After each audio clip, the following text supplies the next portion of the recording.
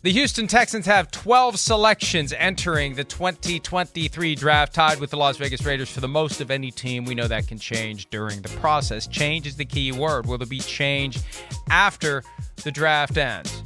This is a rumor that started to gain some steam early in the week. John McClain of the Houston, not of the Houston Chronicle anymore. Boy, old habits die hard. He's now with Gallery Sports, and I think he does some stuff for Odyssey.com.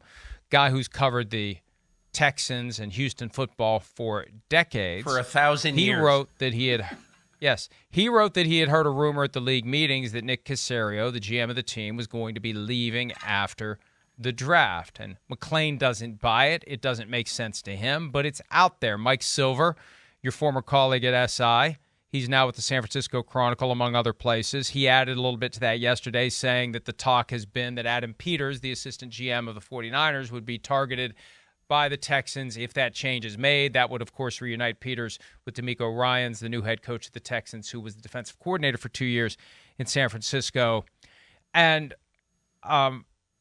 the sense that I currently have is, because there was one school of thought that Caserio just wants to go back to New England, it's more of a push if it happens. It's more of a push than a walk away. But, you know, Peter, we texted some about this last night as we were putting together our topics for the show. It is weird to think that in the midst of this rebuild, this hard reset by the Texans, you would have Caserio so deeply involved in it. Caserio in charge of this draft with 12 picks on the way in with the second overall selection. And then as soon as the dust settles, you give him a pink slip. It just doesn't make sense. Here's the reason why it's a very, very odd situation. And why, if I were Cal McNair, knowing that Nick Caserio was not going to be there after the draft, why I would do it now. Or I would have done it a month ago. It's very, very simple. That let's say that Nick Caserio does leave, and I don't know that he's going to leave or not. I guess I would not be surprised if he did leave. But let's say that he, there's all sorts of scenarios that we can play out in our head.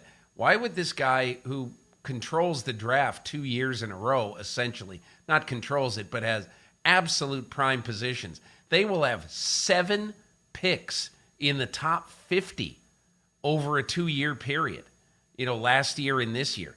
That is a huge way to kind of build the base, the cornerstones of a new franchise going forward. And then he walks away a week after the draft, and you bring in some other scouting director, GM, you bring in some other guy who might say, I would never have taken Derek Stingley 3rd overall. Let's see. I wouldn't abandon Davis Mills the way they are. I wouldn't pick Will Anderson this year at number 2. Whatever happens. It just isn't conducive to a smart long-term build. And look, I realize if you're Cal McNair, if you have made this decision, and I certainly don't know that he has, I realize that it is an awkward time of year to make a huge change like this. It certainly is. And maybe you don't have a good alternative to be able to go through an interview process and get a new general manager in March or April before a draft. I understand how difficult that is.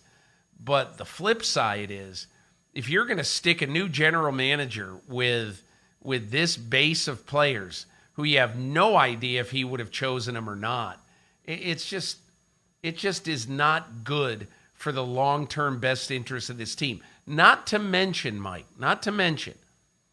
that, if you are a new general manager, and what if this general manager does not take a quarterback high in this draft?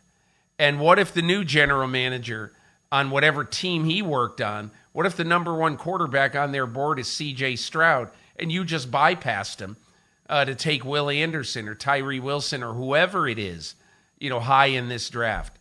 This is a thing that's really fraught with problems.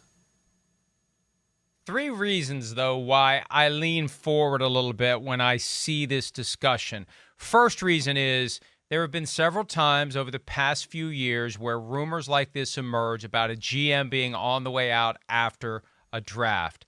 And more often than not, those rumors come to fruition. I just think it's very difficult to keep a lid on that chatter if the GM of the team already senses what's coming.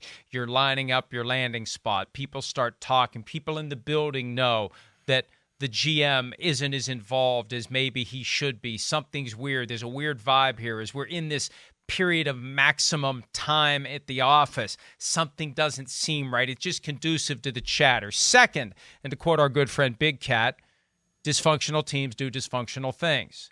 And the Texans, no, it doesn't make sense. But what have the Texans done the past 5 years that has made any sense to anyone from a football standpoint? So they'd be the candidates to do something like this that makes no sense. Third, and most importantly, and I'm going to take you back 17 years, Peter. I'm going to take you back to the year of your eventful flight home from the Vince Young Pro Day workout. That year, Cal McNair's late father, Bob, fired Dom Capers, the first coach he ever hired to run the Texans, right after the 2005 season ended. But didn't fire Charlie Casserly, the GM of the team. And remember, there was talk that Casserly, it came out later. He resigned to take some job at the league office that he never got. But I had heard before the draft, Casserly's out after the draft. Just Bob McNair didn't want to fire both guys at the same time. It was a bad look for him to fire both guys at the same time. So here we are 17 years later, Cal's in charge, and maybe there's some basis for Cal to think, I'm going to do it the way Dad did it. I'm going to fire the coach after the season. I'm going to wait until after the draft to push out the GM. And when you throw in the fact that Jack Easterby, who was so instrumental in the hiring of Nick Caserio, remember they went off the board. The executive search firm had finalists, and Easterby got Cal McNair to go off the board and go hire Caserio. Easterby's out. So that's kind of a factor as well, I think, in all of this. So, yeah, for any other properly run team, this makes no sense whatsoever. But as it relates to the Texans, and given all the dysfunction we've seen from that team the past several years, if any of the teams is going to screw something like this up, it's going to be them. Yeah, but I mean, you're in a difficult situation. And there are going to be a lot of teams because, Mike, you know, the time when a general manager can move is either right after the season or right after the draft. And NFL teams frown upon giving very key guys in a draft room. They frown upon giving those guys the opportunity to move before the draft is over. This is their Super Bowl. Like, if you talk about Adam Peters with the 49ers, I know because I was in the 49ers draft room in 2017, the first year of John Lynch, Kyle Shanahan, and the key guy on the personnel side by far was Adam Peters.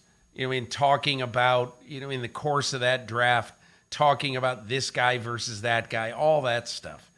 And so you understand why John Lynch would say, particularly, this is a very weird year for the 49ers draft, by the way.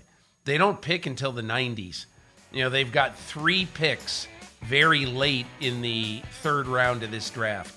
So I truly don't know what John Lynch would say if Cal McNair said on, you know, March 15th, hey, listen, we want to interview Adam Peters. And remember, your interview process at any point when you're interviewing for a general manager, you have to interview minority candidates. And so it's just a very difficult time because, as I say, it's almost like a coach leaving a team, you know, on December 28th. You know, leaving a playoff team because you get an opportunity somewhere else. You rarely see that. You see it sometimes going to college football. But in essence, you almost always see this stuff happening after the season. And that's what's difficult in this whole thing. So I'll understand if it happens, you know, a few days, a week, 2 weeks after the season. But I'll tell you one thing, it'll just be another step in the wrong direction for the Texans. Bottom line, it's officially become a thing now. And if the Texans want to get people to quit thinking about it, talking about it. If they want to debunk it, now's the time for Cal McNair to make a clear statement that no changes are going to be made after the draft, that it's all poppycock and everyone can move on. Hi, it's Mike Florio. Thanks for watching PFT on YouTube. Hit subscribe for the latest news and analysis from Pro Football Talk.